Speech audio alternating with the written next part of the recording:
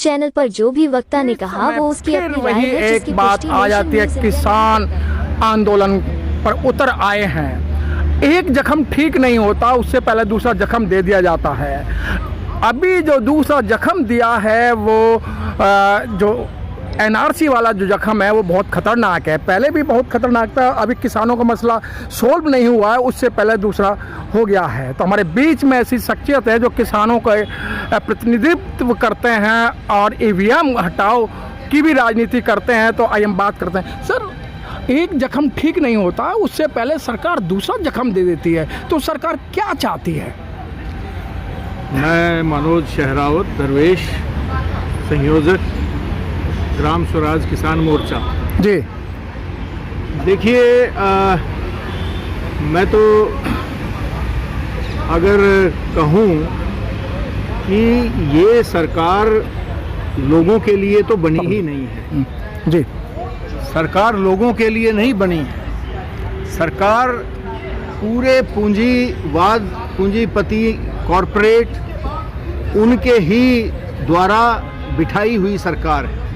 क्योंकि अगर जनतांत्रिक या लोकमत की जरा सी भी परवाह करने वाली सरकार होती जो प्रत्याशी हैं, तो कहीं ना कहीं वो एक एक के बाद ऐसे कदम नहीं उठाते जो पूरे के पूरे एक लोगों के खिलाफ हैं, संविधान की वैल्यूज़ के खिलाफ हैं, लोकतंत्र की वैल्यूज़ के खिलाफ हैं। तो कहने का मेरा मकसद ये है कि ये सरकार येन के प्रक्रिया आई सत्ता में, अच्छे लोक लुभावने वायदे किए, मीडिया को पूरी तरह से पहले से पूंजीपतियों ने खरीद रखा था, उसका इस्तेमाल किया, और आज सत्ता में काबिज होने के बाद और एक के बाद एक लयबद्ध तरीके से पूंजीपतियों के उद्देश्य सर्व करने के लिए, जो कि उनके साथ पहले ही तालमेल बन के ये सत्ता में आज जो हमारे प्रधान सेवक बने हैं, मैं तो कहता हूँ कि ये कहते हैं कि ये देश नहीं बिकने दूंगा, कह देश का करता सौदा है, धन्ना सेठों का चौकीदार, जनता से कर रहा धोखा है। तो इन्होंने तो जो कॉरपोरेट इनके ऊपर बैठा है, जो कहेगा इन्होंने वो काम करना है। इसलिए वो जो आप कह रहे हैं कि एक चीज़ ख़त्म नहीं होती दूसरी शुरू हो जाती है, वो सारी की सारी चीज़ें आज इलेक्टोरल बॉन्ड पे सरकार घिरी खड़ी है।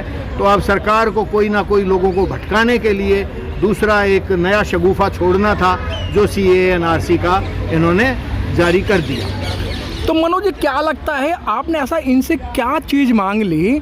क्योंकि ये भारत की राजधानी दिल्ली है, दिल्ली के अंदर बहुत सारे काम होते हैं, आपको आना जाना लगा रहता है, लेकिन आप लोगों को दिल्ली आने से क्यों रोका जा रहा है? वहाँ लंबे लंबे भाले लगा दिए हैं, कटीले कांटे लगा दिए हैं, जो कांटे लगा रखे हैं अगर आप अपने जो खेत है उसके आसपास लगा दे तो अब 307 का मुकदमा होता है, 302 का मुकदमा होता है। देखिए, जो पिछली बार का जो आंदोलन खड़ा हुआ था, उससे जो किसानों की हमारे समझ बनी, तो वो समझ दुरुस्त थी कि सरकार किसानों को इस बार दिल्ली में किसी तरीके से नहीं आने देगी। क्योंकि जब ये आंदोलन उठाया तो उनको झूठे वायदे करके कि आपको MSP भी दे देंगे, बिजली गारंटी कानून भी नहीं बनाएंगे, और ये आपको कर्जा मुक्ति, वो तो मोदी जी ने आने से पहले ही कह दिया था कि भाजपा जिस दिन आएगी, जिस दिन सरकार बनेगी, उसी दिन किसान मजदूरों का पहली कलम से कर्जा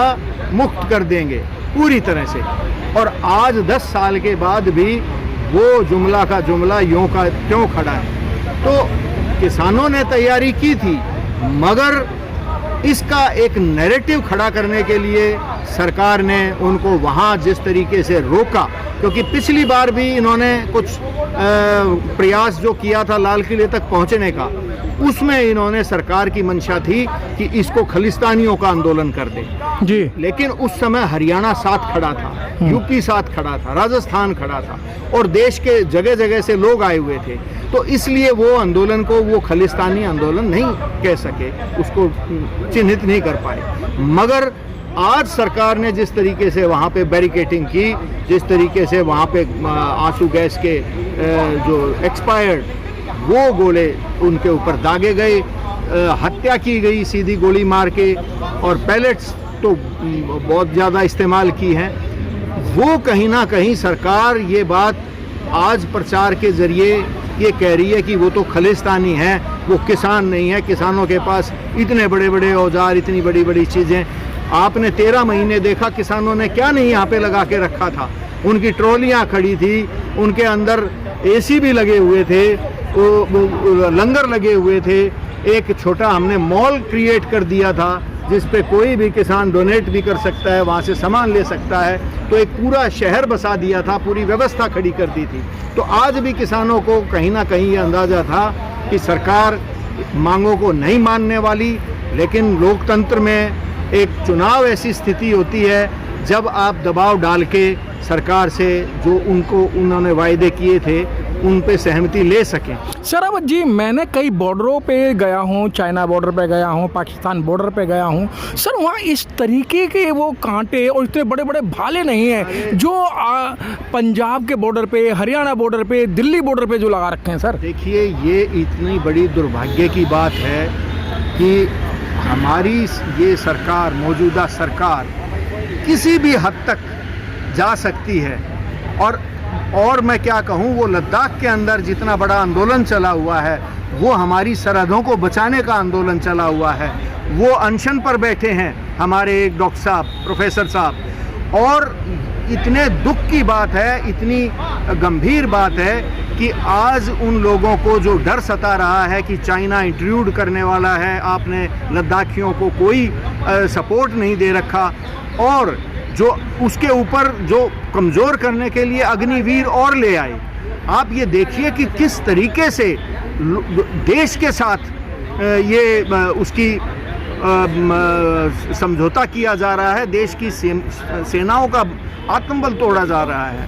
तो कहने का मतलब ये है कि आज अग्निवीर से परेशान होके जो हमारे गुरखा रेजिमेंट होती है, जो मरने के लिए हमेशा तत्पर रहती है, वो लोग निराश होके चाइना की फौज में शामिल हो रहे हैं। तो इससे बड़ा और क्या देश विरोधी काम करेगी ये सरकार। तो सर आप जो है दिल्ली घूमने आए थे कुछ दिन पहले, आपको मतलब जंतर मंतर से उठाया, आपको पार्लियामेंट स्ट्रीट ले गए थाने, फिर आपको जो कापड़सेड़ा थाने में ले जाके छोड़ दिया गया। सर इतना बड़ा आप लोगों के साथ में, आप किसान नहीं है क्या सर? आप ये देखिए, कल 14 तारीख को सरकार ने इजाज़त दे दी है किसानों को आंदोलन करने के लिए। आज वो इजाज़त कैसे दे दी? उधर खट्टर का इस्तीफ़ा ले लिया। अब इलेक्टोरल बॉन्ड पे जब सरकार घिरी है और इसके नाम जब सामने आएंगे, लोगों के जनता को पता लगेगा कि किन किन लोगों से पैसा लिया है और उनको क्या क्या छूटें दे रखी थी। जो लोग इतना पैसा लेके देश छोड़ के भाग गए, उनको आज तक ट्रेस करने का काम नहीं किया। पुलवामा के ऊपर पूरी रिपोर्ट आई है कि 3 दिन तक वो इतना भारी RDX लेके घूमती रही और उसको कोई चेक नहीं था। सतपाल मलिक ने पूरी तरह खुलासे कर दिए, जो गवर्नर थे उस समय के। तो आज सरकार कहीं ना कहीं पूरी तरह से फंसी खड़ी है। इसलिए आज सरकार ने तुरंत वो 14 तारीख की इजाज़त दे दी रामलीला मैदान में आंदोलन करने की। वरना तो आपको पूरी दिल्ली में आप खड़े नहीं हो सकते। 144 लगा रखी है सर, आप जनतांत्रिक तरीके से बात ही नहीं कर सकते। सर खट्टर का ये हटाना कोई जुमला तो नहीं है? बिल्कुल, ये सारी की सारी एक लोगों को भटकाने के लिए, लोगों के सामने एक झूठा ये खड़ा करने के लिए कि सरकार इस तरीके की भी चिंता कर रही है कि भाई वहाँ इतना हरियाणा पुलिस ने एक हत्या कर दी, गोले बरसाए, 400-500 से ज़्यादा लोग पूरी तरह से घायल पड़े हैं और इतना नुकसान जो हो रहा है। और आज फिर वो उनको रामलीला मैदान में, वो भी तो यही करने आ रहे थे, वो भी तो अपना 1 दिन 2 दिन का प्रदर्शन के लिए आ रहे थे। अगर सरकार अपनी कही हुई बातें से मुकरती है, कही हुई बातें नहीं मानती, तो क्या करेगा किसान? उसके पास क्या उपाय है, क्या चारा है? सिर्फ और सिर्फ वो आके सरकार के दरवाजे पे बैठना चाह रहा था। कि भाई हम बैठेंगे जब तक हमारी मांगे नहीं पूरी होंगी।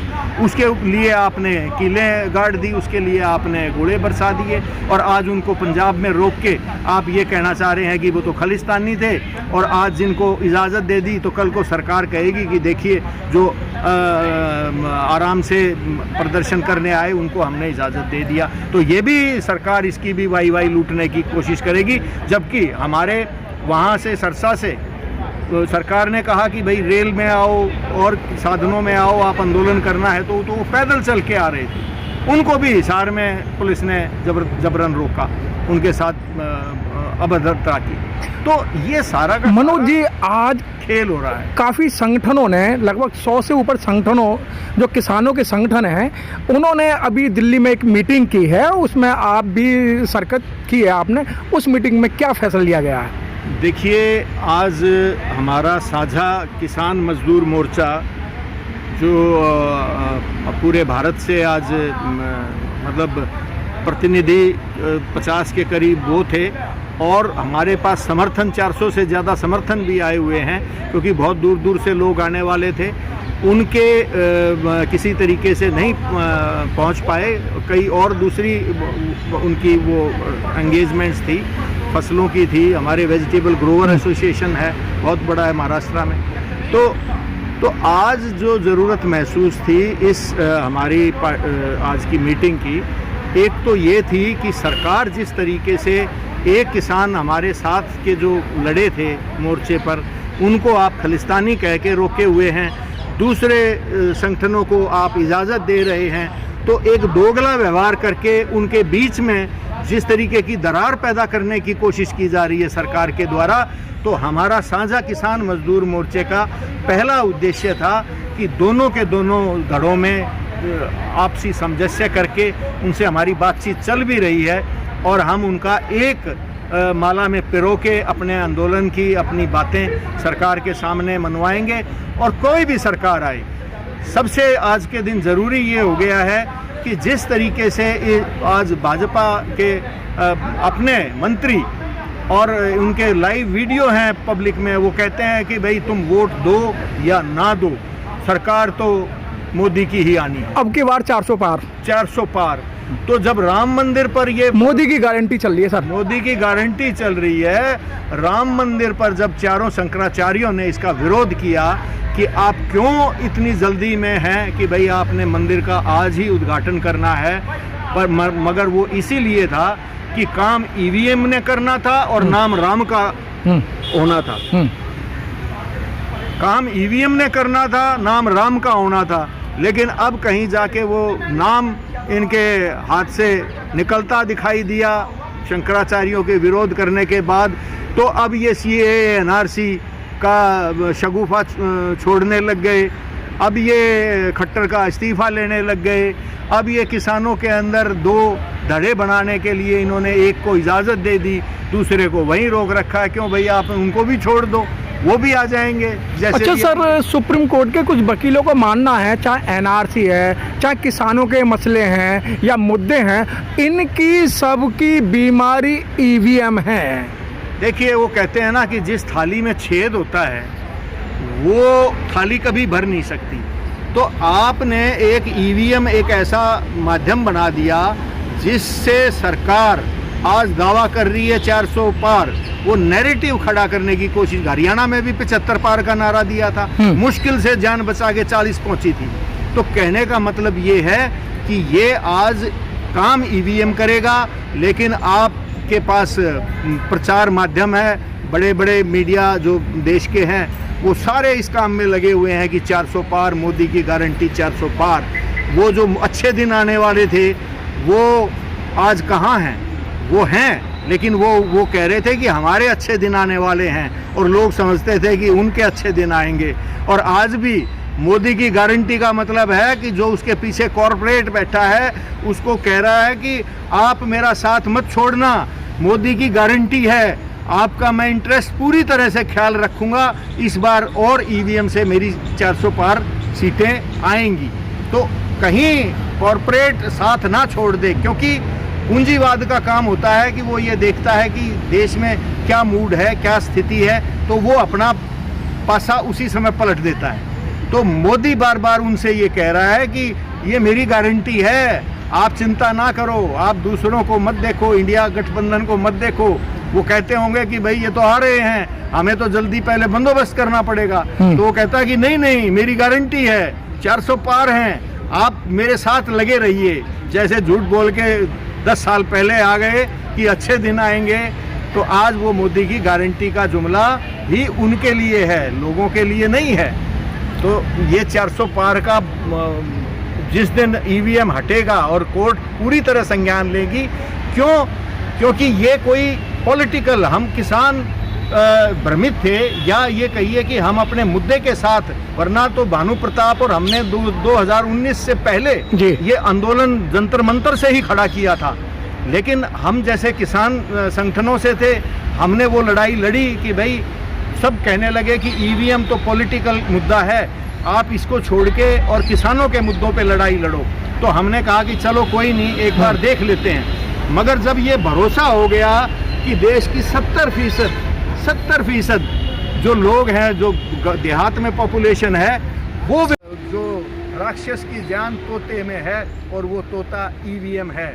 तो इसलिए मैंने लिखा है कि ये देश नहीं बिकने दूंगा, कह देश का करता सौदा है, धन्ना से ठोका चौकीदार, जनता से कर रहा धोखा है। तो इसलिए आज ज़रूरत है, जिस दिन ईवीएम हटेगा उस दिन कोई भी सरकार आए, कम से कम इतनी बड़ी लोगों की, ये तो ये कर रहे हैं, कल को कोई दूसरा भी कर सकता है, तो ये संभावना ही ना बचे। और जो कि विकसित देशों ने पूरी तरह ईवीएम को जिन्होंने शुरू किया था, ईजाद किया था, वो खारिज कर दिया।